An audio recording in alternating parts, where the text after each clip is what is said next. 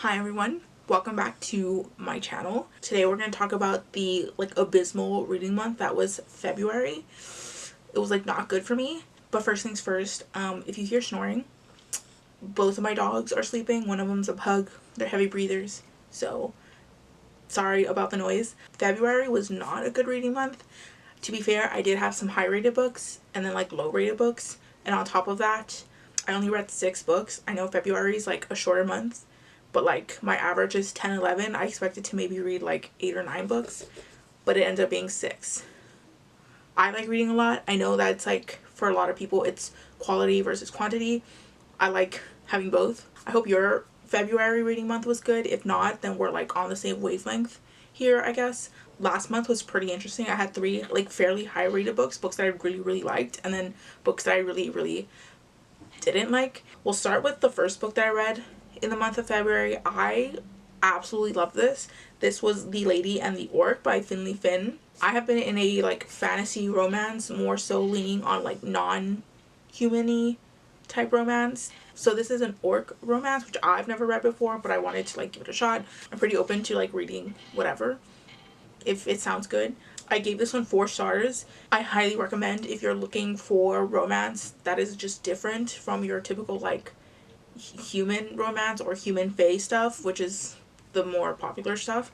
In this book we follow a woman who is married to this pretty terrible lord. I don't know if he ever physically abuses her at the beginning, but emotionally it's not a very good situation for her. She's also not been able to give him a son, and I think that's also plays a part in their relationship. In this world, humans and orcs have been at each other constantly, fighting, and it's not a good situation. And at the beginning of the book, her husband pretty much knowingly leaves the manor or their property or their land undefended. She even tells them are you gonna leave some guards here just in case they attack your land or me? And he's like, nope, good luck. And so their land does actually get invaded by a group of orcs, and she gets kidnapped by the head orc. The love interest is this very imposing figure who's been the first orc to unite the 5 orc clans, and it's this huge achievement, and it's threatening humans and all that kind of stuff. But this is an erotic fantasy romance, so you know what's gonna happen. A good chunk of the book she's kind of I'm gonna get my revenge and then I'm gonna leave this guy or this orc. You know damn well that that's not gonna happen. She's pretty much into him from the get-go. It was getting a little irritating, but eventually she let go of that vibe at some point. I really enjoyed this. Had one of the best intimate scenes I've ever read personally. The next book I read was not it. I read Well Matched by Deluca. This is the 3rd book in the Renfair romance series. In this book we follow the sister from the main character of the first book, and then the love interest is a character that we've seen pretty much consistently throughout the whole series. He's kind of a himbo type character. I've been really looking forward to it because of this himbo character. I love himbo characters, but this was also not it. I think a draw for this one was that it's supposed to be a fake dating, which is technically true, but that happens for a weekend and then it's forgotten about, and then it's brought up again, so it's not a consistent fake dating part of the story. So if that's why you're into this, it's not that. Another appeal for this book is that the main female character is 40 years old. She's the mother of a graduating senior, so she's not your typical heroine young girl type. She's older. She's pretty much lived a good chunk of her life, and yeah. And then her love interest is 10 years younger, so that's a different dynamic that you don't typically see, so I can see why someone really enjoy the book for that reason. Our main female character had her daughter at a very young age, and she put a lot of stuff on the back burner to support her kid, which is great and amazing. But now that she's older and her kid's gonna graduate and go off to college, she wants to have her own life finally. So that's where she is at this point in the book. So where this book kind of goes wrong is that our main character, who's again a 40-year-old mother, she has very little emotional intelligence. She very much feels like a teenager who can't express her feelings because she's young and she's inexperienced. But at this point, you are well established in your life, and I think she is mature enough to vocalize what she wants and what she doesn't want in a relationship. So when she acts very like, again, young about that part of her life, it's frustrating. And you can make the argument that because of some emotional trauma that she went through, like that's why she acts like she acts. That's completely valid. I personally just found it really irritating. But on the other side, the love interest, who is a very boisterous, loud himbo character who always gives his, well, at least in the other two books, he gives his like advice, like emotional romantic advice to his friends. For some reason in this book he's like tight-lipped, like he says nothing, does not give his opinion, does not share his feelings to this girl. It's very strange behavior that like it felt out of character for him. I like lost that himbo lovable bear type character here. Yeah, it was like not good. We also didn't get a lot of that Ren Fair stuff that I've been really liking in the first two books. That's kind of why I stuck with it, because the Ren Fair setting was so like adorable and like wholesome. Not a lot here. I gave that one like 2 stars, unfortunately. The next book is the highest rated book of the month, and that is A Winter's Promise by Christelle Dabos. I've been waiting to read this for the longest time. It's always sounded so intriguing to me. This is the first book in a 4-book series, originally published in French and then translated to English. This takes place in a world where Earth has like basically separated into like pieces, and these pieces are called arcs, and each arc has a certain like quirk to it. For example, the arc where our main character is from, most people have this ability to read objects, and like the level of that skill depends on the person. For example, our main character Ophelia, she's very good at doing this. She in fact like kind of runs a historical museum where she like reads these objects, that kind of stuff. She also has a even more unique ability where she can travel through mirrors. Really cool world that has been set up here. Each arc has like a kind of patron figure. The patron figure for the arc that she's from, which is called Anima, their patron figure is named Artemis. I don't know how much that was influenced by like the Greek goddess Artemis, and she actually is like a character here. Like they exist, like these gods kind of just like are there. They're not super involved with the story so far, but they exist, which is interesting. I always like how some fantasy books do include like these kind of like deities within the actual world. They're not just like faith-based deities, they actually exist. Ophelia loves working at this museum. That's all she really enjoys. Doesn't really have much going for her, and then she's told by her family that she's gonna be married, or she's promised to this boy from another arc named the Pole. She's from Anima, and Anima has a more like community-based vibe. Everyone's part of the family, like they're all part of this community. But on the Pole, it's very much like dog eat dog, like clan versus clan versus clan, political drama, which is very different than where she's from. Her society is a bit more like communal socialist, and the other vibe is very like, the other Pole where she's gonna go travel to is very like feudal type, I guess. So it's very much like a different environment than she's used to. One review I read that had a lot of likes on like Goodreads mentioned that she's kind of like a not like other girls, which I personally would disagree with. She more so just feels like a black sheep. She doesn't really fit in, and it's not that she's putting down other people to make herself feel different. She just feels different, and then for obvious reasons she doesn't fit in with this new setting that she's getting sent off to. This is definitely not a book for everyone. I think a lot of people might say that nothing happens, this is boring, it's too slow. I like that kind of stuff. I don't mind slow or boring, whatever that means. The author definitely takes their time like setting up this world. I don't mind that personally, but I think others definitely will. This is very slow.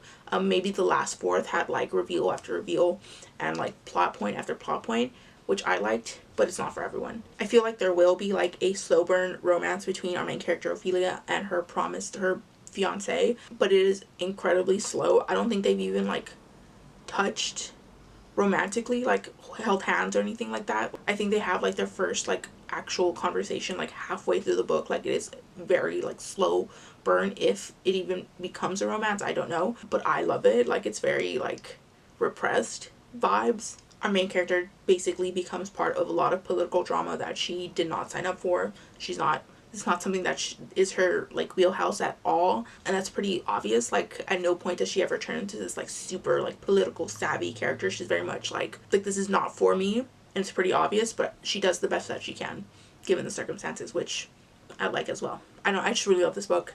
I really want to read the second. The next book was an arc that I was really excited to read. It was from Orbit, so thank you Orbit for sending me this arc, but I didn't like this book, unfortunately. That was The Justice of Kings by Richard Swan. This is an adult high fantasy novel, also political intrigue, that kind of stuff. I am in the minority for this one, I think. I saw a lot of good positive reviews, but I just didn't like this. I gave it like a 2.5 star. In this book we follow a character named Sir Conrad von Bolt. He is essentially like the justice system in this empire. He acts as the like detective, investigator, like jury executioner in this empire. He has like free reign to travel within the empire and just like prosecute people who've committed crimes, investigate potential crimes, that kind of stuff. But the whole story is actually told from his like assistant protege's perspective, who's like retelling the story at an older age. But when the book starts, she's like 19, so we see him through her eyes, which is an interesting way to tell the story for sure. The story itself was fine, but I had issues with characters, and then just something that was so, I'll get to it when I get there. You would think that having the entire like political system at like the palm of your hands, that it would lead to a lot of corruption, and maybe it does, but we only see the perspective of like 2 justices in this book. Sir Conrad is pretty fair. Like pretty early on we meet like a group of heretics, and he tells them like, hey, like you have to technically renounce your religion to me. I know the state religion kind of sucks, but you have to do that so I don't like prosecute you, and once you do that and I'm like out of here, whatever you do is your business. If I don't see a crime, you're good. Like he's pretty fair about certain stuff, which is nice to see, that he's not super like by the letter of the law type character. I would say that both he and the other main character, our narrator, are really well described, and you can kind of see the similarities between them and like other popular characters within this genre, but they don't really stand out, and they're pretty bland. Like I never really connected to anyone, and that could just be me, but I felt that any moment we could have had an emotional connection with these characters. They were kind of like glossed over. There's a minor character and we learned his backstory, but we don't learn it from him. We kind of learn it from another character, and that didn't feel impactful. Kind of stuff like that, like it almost gave what needed to be given, but it did not give, if that makes sense. And so yeah, personally couldn't connect to the character. Also, the justice that we follow, he's supposed to be this like badass character that like everyone respects, and people do, but like pretty early on in the book, maybe like a third of the way in, he makes a very obvious mistake, lapse of judgment, whatever you want to call it, and it's pretty like it's obvious, like this was not the choice to make, and he does it anyway, and for what reason I don't know. You would think someone who's been doing this job for so long would know like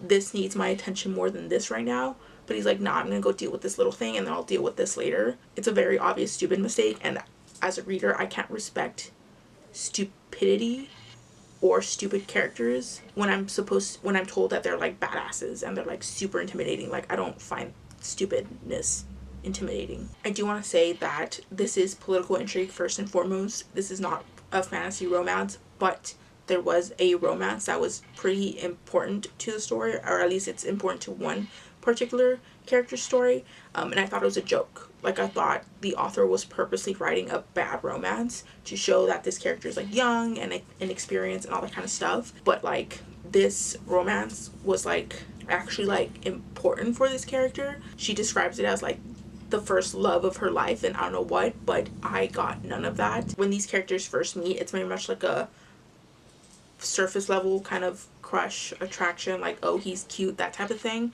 and then like pretty quickly they're like in love with each other, and I don't know why. I don't even know if they've even been spending time together. They just suddenly like in love, and it's weird. As someone who's been reading a lot of like fantasy romance, it was super jarring to read. Like there's no chemistry like at all, and again, this story is not about this romance, but it was significant enough that it impacted the plot overall. Make it believable next time, I guess. Also, without going into too much detail, because I think this is leading into other books, I think a huge thing that you're gonna see in this series is how power can make people bad, which is totally fair thing to tackle, but I personally don't think I'll like it going forward. I'm personally really tired of like when they go low we go high type storylines. I want people to give the same energy. Like if this is a cutthroat world where people will do bad things, I feel that like that means other characters are justified to like give the same.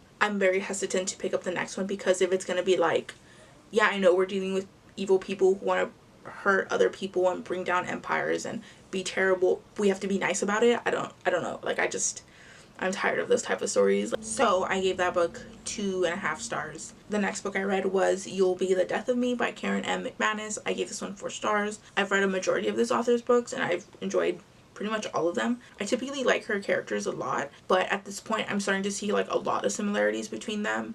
They all kind of fit similar tropes. There's usually like a really smart, like overachieving girl, low socioeconomic character who's like misunderstood, that type of stuff. They're not bad by any means, they're just like too similar that I'm not like super into it anymore. But I really enjoyed the story in this one. There's a lot of elements that I liked. I feel that like a lot of mystery right now has a lot of themes of like essay and like R word, and I'm trying to remember if that was present here, but I don't think so. So it was kind of just like refreshing in general. This book, we follow 3 characters who were really close friends at some point in their life, and they've kind of drifted apart. They're now seniors in high school, but for reasons they all decide to play hooky and not go to school on the same day, and they spend the day together. But that is pretty bad timing because one of their classmates was found murdered off campus by overdose. They kind of become suspects because of certain reasons. They decide to clear their names themselves instead of like going to the police.